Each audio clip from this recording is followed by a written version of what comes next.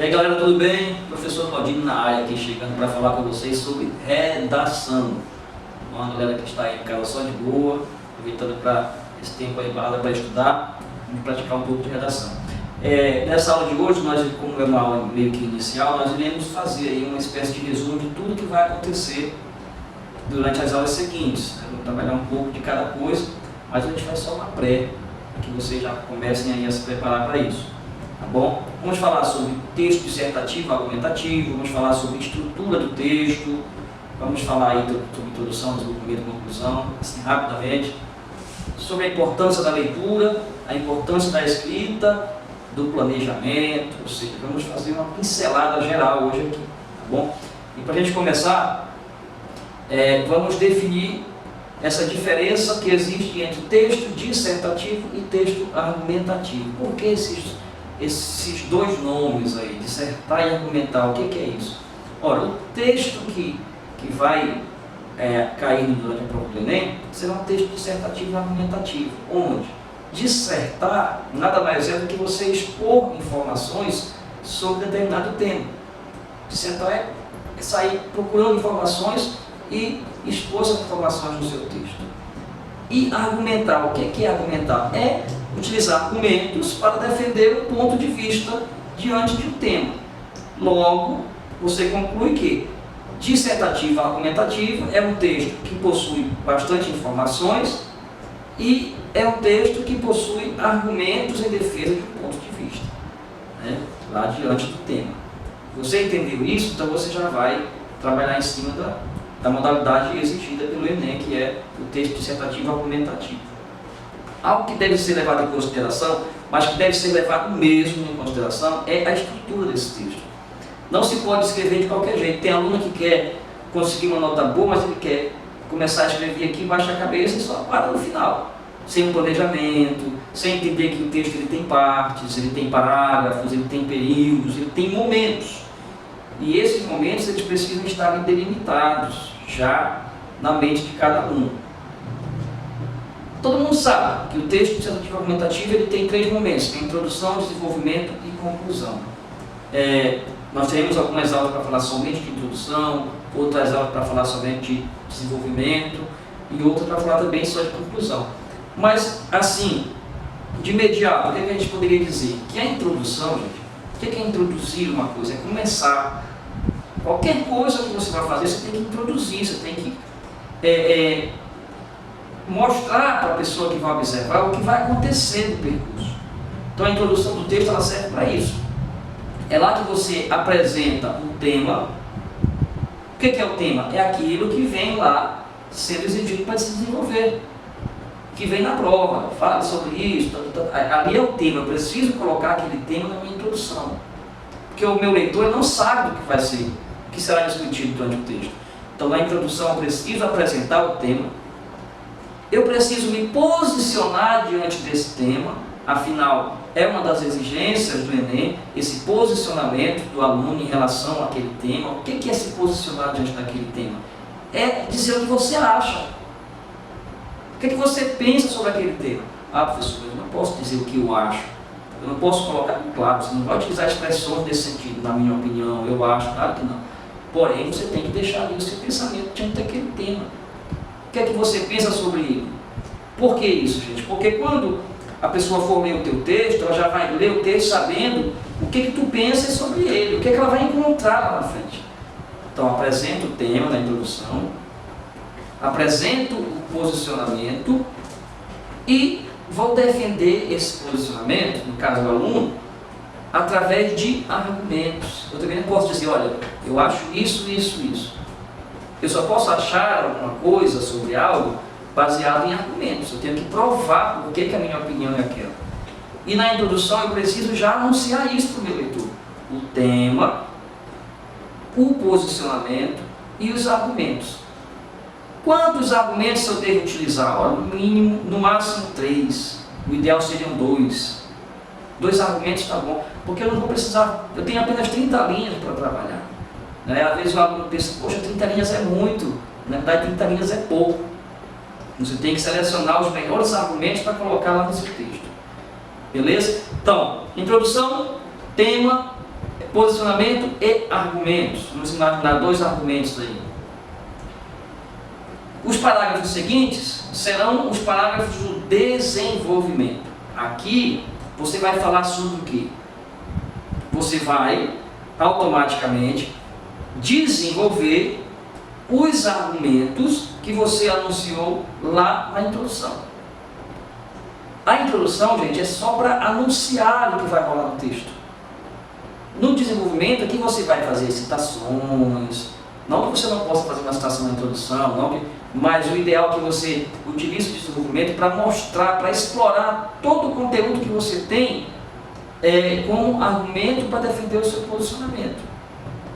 É aí que você vai mostrar que você pesquisou, que você leu, que você está antenado com o que está acontecendo no mundo, ou seja, que você é uma pessoa, é um cidadão que tem capacidade de criticar, de analisar. E quando eu falo criticar aqui, tem pessoas que pensam ainda que criticar é falar mal dos outros. Não é falar mal, criticar é você analisar as coisas. Eu sempre falo para os meus alunos, quem é meu aluno sabe disso, que tudo tem os 2 lados, né? Você tem que analisar as coisas dos 2 lados, e você tem que defender um dos lados na tua redação. Então, o desenvolvimento é você vai mostrar informações interessantes sobre aquele tema, opiniões de outras pessoas que têm autoridade para dentro daquele tema, sempre focando. Se são 2 argumentos, legal. Então, um parágrafo eu deixo para um argumento, um outro parágrafo eu deixo aí para outro argumento, para que haja uma espécie de sincronia dentro do texto, que nós chamamos aí de coerência, né? Feito isso, eu vou para a conclusão. O que é a conclusão? É o final. Como é que eu finalizo uma coisa? Ora, eu posso fazer um apanhado geral. Imagina você dentro de uma conversa. Está conversando com alguém, está debatendo com... gente, é verdade que isso aqui aconteceu, mas acredito que precisa acontecer isso aqui. Ou seja, você faz um fechamento de toda aquela história, tudo que foi discutido, e apresenta uma proposta de intervenção, que se chama proposta de intervenção, que amenize aquele problema discutido ali, porque geralmente os temas de redações são problemas, serão problemas que a gente precisa discutir. É ali que a gente tem que mostrar nossa capacidade crítica, nossa capacidade de analisar, de apresentar propostas, não só de criticar no sentido de falar mal, mas criticar no sentido de apresentar propostas para aquele problema. E é na conclusão que você apresenta propostas não como solução, porque dificilmente a gente vai ter a solução para as coisas, mas uma proposta para amenizar aquele problema, né? Você vai dizer, olha, deve ser feito isso, alguém deve fazer esse tipo de atitude, tomar esse tipo de atitude, e aqui na conclusão as pessoas acabam cometendo um grande erro, que é jogar a solução de tudo para o governo, e esquece que nós vivemos numa sociedade onde o governo coordena, mas é a sociedade quem pratica as ações. Muito se fala da questão do lixo, por exemplo. É muito fácil colocar a culpa do problema do lixo no governo, na prefeitura, no governo do estado, sei lá. Mas a gente esquece, por exemplo, de que é nossa obrigação, de repente, selecionar ali o lixo, não misturar tudo, selecionar o que é plástico, o que é papel. A gente esquece às vezes de mostrar também que tem muito lixo que a gente produz que a gente não precisaria produzir. O nosso consumo exagerado para produzir lixo. Ou seja, a gente nunca deve deixar a sociedade fora desta proposta de intervenção. Ela tem a sua responsabilidade, às vezes, muito maior que o governo. E quando eu jogo só a responsabilidade do governo nessa conclusão, eu estou dizendo que eu não tenho esse senso crítico. É mais fácil jogar a responsabilidade para o outro.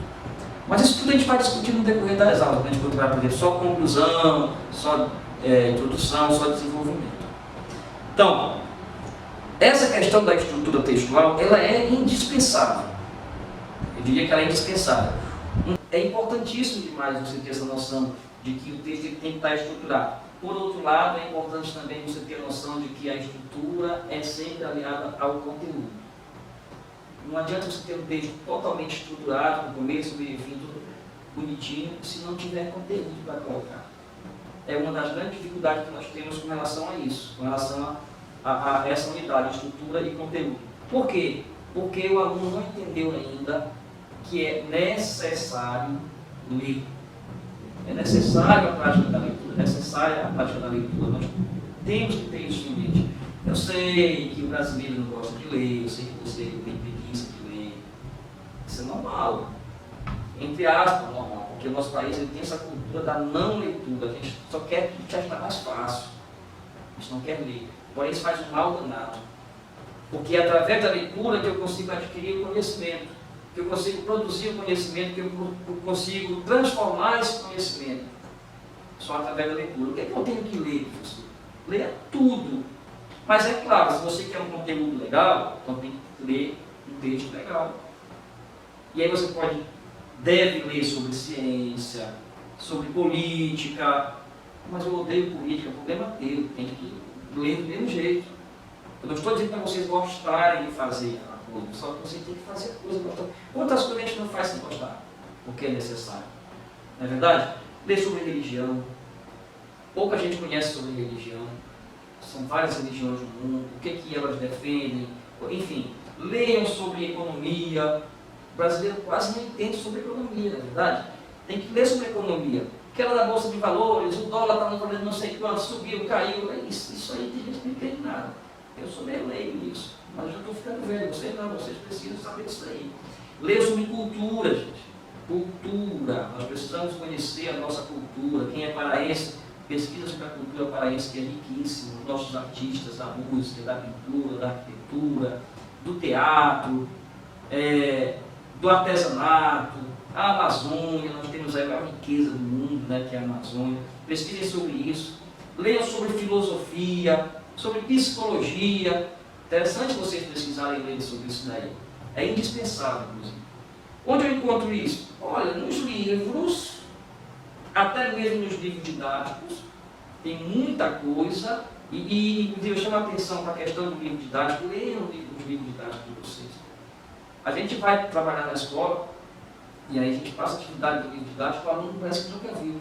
Eu lembro do tempo que eu estudava, fundamental médio, quando o professor ia trabalhar aquele assunto do livro didático, eu não tinha lido muito tempo. E hoje a gente não tem essa cultura de ler sequer o livro didático, que é praticamente obrigação. Então não adianta, vocês precisam ler e analisar essas leituras. Assistam à televisão, assistam aos jornais de televisão, porém, analisem também as tendências aí, porque tem canais que defendem posicionamento, tem outro canal que transmite a mesma notícia de uma forma diferente, de acordo com os seus interesses, e aí você tem que desenvolver essa capacidade crítica de analisar. A notícia é só uma, mas ela é repassada de várias maneiras, você tem que perceber isso daí, porque tudo é tendencioso, não tem jeito, né? E é essa leitura que vai enriquecer o conteúdo de vocês. Não dá para ter um texto estruturado e colocar um monte de abobrinha lá no texto. Além da importância da escrita, eu preciso também praticar, aliás, a importância da leitura, eu preciso também praticar a escrita. Eu tenho que treinar. O jogador de futebol, ele só é bom se ele treinar. Ele não é superdotado, não é mágica, é treino. A mesma coisa com a redação, você precisa praticar a escrita. Agora, se você pratica, eu escrevo todo dia uma redação, faço 3 redações por semana, mas se você está escrevendo sem estrutura, sem conteúdo crítico, se você está repetindo a escrita de forma desorganizada, de forma errada, você está treinando errado, você vai piorar as coisas. Então, entende a estrutura do texto, trabalha a questão do conteúdo e vai praticar dentro da estrutura, sempre perguntando para alguém, para o teu professor, para alguém que você considera assim, um nível acima em termos de conhecimento, além do seu. Mostra para o seu amigo, está legal, pesquisa sobre isso e pratica certinho. Que aí você vai ganhando agilidade, você vai começar a produzir em menos tempo, não é? Agora, outro vício que já sabe que nós temos quando vamos produzir um texto é querer produzir um texto de qualquer jeito. Ah, mas eu sei tudo na minha cabeça, eu tenho na minha mente aqui. Monta um planejamento do seu texto. Tudo que se vai fazer exige um planejamento. Você precisa montar um esboço somente do seu texto. Um rascunho. Qual é o tema esse aqui? O meu posicionamento é esse. Eu vou utilizar esses argumentos, são várias ideias que aparecem na tua mente. Quando você se depara com o tema, aparecem milhares de ideias aqui. Então você vou utilizar isso aqui mais coerente com o assunto, com o tema, isso aqui é mais atual.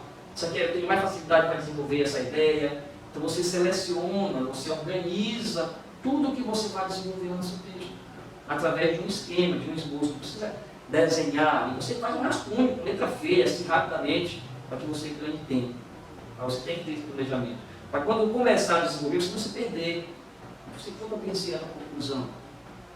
A minha conclusão tem que ser baseada lá na minha introdução. No meu desenvolvimento tem que haver essa sintonia. Por isso a importância do discurso. A gente tem que entender isso daí também. Observar as regras gramaticais, né? A gente sabe que a nossa gramática ela é muito extensa, tem muita coisa que deve ser levada em consideração. Tem gente que diz, não é interessante, não é muito importante a questão da gramática, isso aí não é... Olha, bicho, é importante demais. A gramática é essencial, vocês têm que estudar a gramática. Concordância, regência, pontuação. Tem aluno que quer escrever 10 linhas e colocar um ponto. Vamos ter uma noção de pontuação e mostrar que, na verdade, o ponto ele encerra uma ideia, um pensamento. Você fechou uma informação, ponto. Às vezes você fala de 10 coisas dentro de um mesmo período. Não pode, você tem que ter esse cuidado, até para facilitar o entendimento do leitor. A pessoa que vai corrigir o teu texto, ela tem que ter tudo facilitado ali. Ela não pode perder tempo. Está lendo aqui a 10ª linha, ela já esqueceu que ela leu a primeira. Porque não tem pontuação. A pontuação a gente sabe que ela é a representação da nossa fala. Nós falamos normalmente, todo mundo entende a nossa fala. Então a mesma coisa tem que acontecer com o texto escrito. E é a pontuação que vai justamente tentar reproduzir essa intenção de fala. Por isso eu tenho que ter conhecimento de pontuação, de acentuação. Tem gente acentuando sílaba que não existe, quando não existe acentuação. Às vezes a pessoa esquece. É coisa boa a separação de sílabas. Tem gente que erra muito separação de sílaba. Aí tu imaginas um texto que tem um conteúdo show de bola, uma estrutura bacana, mas tem a palavra carro, separou a palavra carro. CA, tracinho, na outra linha, RR. Olha a pessoa estragou todo o teu texto. O teu corretor vai ter uma impressão horrível sobre o cara, não sabe fazer separação silábica. Então, tem muita coisa que você pode pesquisar sobre isso. Qualquer lugar você tem uma gramática, na internet, a internet você sabe que tem um mundo à sua disposição. Toda dúvida que você tiver, você faz. Você consegue lá. Olha, produzir o teu texto, o que é que você tem que fazer? Revisar esse teu texto. Aí quando você revisa o texto, você vai perceber, já se está certo, essa concordância está legal, e de repente você pesquisa, você vai treinando, você vai aprendendo, e aos poucos você vai corrigindo uma série de coisas sobre gramática. Né? E essa revisão do texto, você tem que fazer essa revisão como se você fosse outra pessoa. Alguém vai imaginar outra pessoa. Imagina que está certo.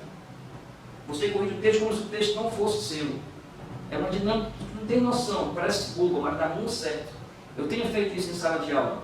Corrige o teu texto e acha o defeito do teu texto. Nunca acha. Agora pega o texto do colega, acha o problema do colega. Você acha. Então imagina que você é outra pessoa e vai ler um texto que não é seu. Você vai encontrar uma porrada de coisas ali que você vai perceber que está errado. E aproveita para corrigir. Cuidado com a ortografia. Gente, letra feia, tudo feio é ruim, né? A gente às vezes tem que... A gente sobrevive, sendo feio, desarrumado. Mas o certo é ser bonito, arrumado.